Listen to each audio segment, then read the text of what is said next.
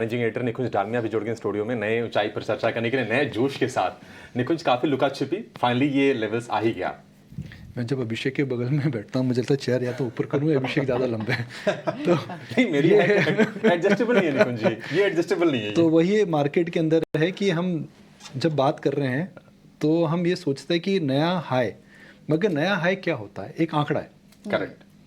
Market ultimately economy का दर्पण है और इकोनॉमी अच्छी चलेगी तो अर्निंग्स आएंगी, अर्निंग्स आएगी तो मार्केट ऊपर जाएगा।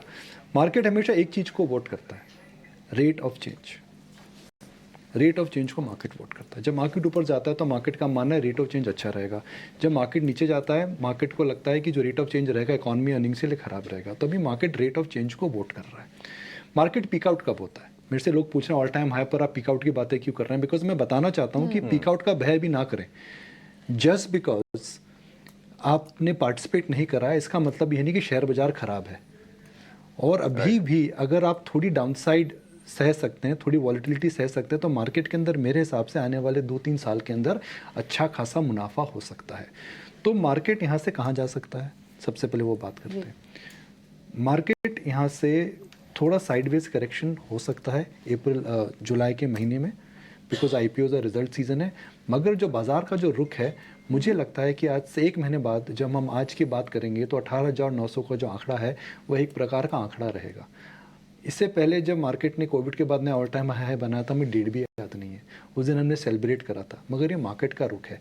मेरे हिसाब से मार्केट आज जो एक ऑल टाइम हाई है, आज एक सेलिब्रेटरी मूड है, मगर ये सेलिब्रेशंस अभी जल्दी खत्म होने वाली नहीं है। देखो, दो चीजें इसमें। एक तो देखिए मानसून शुरू हो गया है, 10-15 दिन में स्थितियां साफ हो जाएंगी कि मानसून की चाल कैसी रहती है। दूसरा, रिजल्ट सीजन शुरू हो जाएगा। तो जो लोग अपने आप को आप कह रहे हैं कि लोग मायूस ना हो, यहाँ से तेजी और चलेगी, लेफ्ट आउट फील ना करें, लेकिन जो लेफ्ट आउट हैं और पार्टिसिपेट करना चाहते हैं तो वो कहाँ पर पोजीशन करें, कौन से की एरियाज, कौन से सेक्टर, शेयर्स उनको देखना चाहिए? अभिषेक, जो लोग ने पार्टिसिपेट नहीं करा है तो मुझे लगता है कि इस समय अर्निंग सीजन के आसपास एंट्री पॉइंट्स आपको मिलेंगे। कुछ अच्छे नंबर, कुछ खराब नंबर, कहीं पे एक्सपेक्टेशंस मैच होंगी, कहीं पे एक्सपेक्टेशंस खराब रहेंगी। तो उन पे आपको अगर आपको दाव बड़ा लगाना है तो अर्निंग सीजन का वेट करिए। अर्निंग सीजन के आसपास मुझे लगता है कि मार्केट के अंदर आपको एक बेटर एंट्री पॉइंट मिल सकता है। मगर आपने अगर पार्टिसिपेट करा है तो just because markets are at a new high does not mean they should fall. हम हमेशा कहते हैं कि market just because markets have gone high does not mean it should correct first.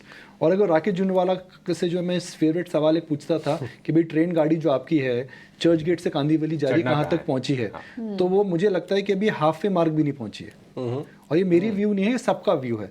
तो इस समय आप इत्मीनान से योगा दिवस के दिन जो मैं बोल रहा था, अगर आप लंबी अवधि के लिए आए तो शवासन करिए और आपको कुछ करने की जरूरत नहीं है। तो अगर आप लॉन्ग टर्म इन्वेस्टर हैं तो आपको इस समय बस धैर्य रखना चाहिए, because I don't think the best of the games are over. इस रैली में मुझे अच्छा क्या लगता है, इस रैली में मुझे 3 चीज़ें अच्छी लगती हैं। वैल्यूएशंस अभी खराब नहीं हुई है, मतलब हम हम्टी डम्टी नहीं हुए, बाजार हम्टी डम्टी लेवल पे नहीं पहुंचा है। दूसरा, इस बाजार के अंदर पार्टिसिपेशन नहीं है, कोई यूफोरिया नहीं है, कोई बड़ा IPO नहीं है। मार्केट पीक कब हुआ जी? पेटीएम का जब बड़ा इशू है। मार्केट पीक कब हुआ जी? जब रिलायंस पावर का इशू है, जिसके अंदर लॉस और प्रॉफिट की बात ही नहीं हो रही थी, केवल मूल्यांकन की बात हो रही थी, इतना ऊपर खुलेगा। अभी वैसा माहौल नहीं आया है। तीसरा, जो कमाल की बात है जिसमें मुझे गर्व, हर्ष और उत्साह होता है कि इस मार्केट के अंदर इंडियन इन्वेस्टर ने पैसा बनाया है। एक ज़माना होता था इंडियन इन्वेस्टर कभी पैसा नहीं बनाता था, फॉरेनर्स हमेशा इंडिया में पैसा बनाते थे। देखिए, इंडिया का सबसे बड़ा प्राइवेट बैंक फॉरेनर्स ओन करते हैं, इंडिया की सबसे बड़ी FMCG कंपनी फॉरेनर्स ओन करते हैं, इंडिया की सबसे बड़ी लिकर कंपनी फॉरेनर्स ओन करते हैं, इंडिया की सबसे बड़ी second biggest IT company TCS के बाद फॉरेनर्स ओन करते हैं। तो हमेशा जो अच्छी कंपनी में फॉरेनर्स निवेश करते थे। मगर भैया, गंगा अब सही दिशा में जा रही है कि Indians are betting on India and they are enjoying the benefits of the economic upswing in India. ये सबसे अच्छी बात है। निकुंज, एक चीज़ पे आपकी राय लेना चाहेंगे, लेकिन उससे पहले आपको कुछ स्क्रीन पे दिखाते हैं। रेड्डी साहब प्ले करिए। करीब 19,000 पे हम आ गए हैं। NSE का नया पिन कोड 20,000 आपको दिवाली तक नजर आता है क्या? क्या ये पॉसिबल है और इस हिसाब से बाजार में बिहेव करना चाहिए? ट्रेड 20,000 पे अपनी नजर गड़ा के करना चाहिए? आप थोड़े बेरिश साउंड कर रहे हैं मुझे। अच्छा कि मार्केट 20,000 पे क्यों रुकेगा जाकर के। मैं ये नहीं बोल रहा हूँ कि क्या 20,000 दिवाली तक हो सकता है, क्या नामुमकिन है? जी नहीं। क्या बाजार 20,000 तक हो सकता है? दिवाली के पहले और भी कुछ फैक्टर्स एट प्ले हो सकते हैं, ग्लोबल अनसर्टेनिटी, इंटरेस्ट रेट से, क्या उसके पहले नहीं जाए? तो अगर बाजार 20,000 तक दिवाली तक नहीं जाता है तो उसके टेक्निकल फैक्टर्स की वजह से या ग्लोबल फैक्टर्स की वजह से नहीं जाएगा वो। मगर क्या यह डिजर्व करता है जाना दिवाली या ईयर एंड से पहले 20,000 तक? 20,000 यहाँ से कितना है अभिषेक जी? जरा कैलकुलेट करिए, 19,000 से 20,000 1,000 पॉइंट होता है। 1,000 पॉइंट को 19,000 से डिवाइड करिए, परसेंटेज टर्म्स में कितना होता है जी?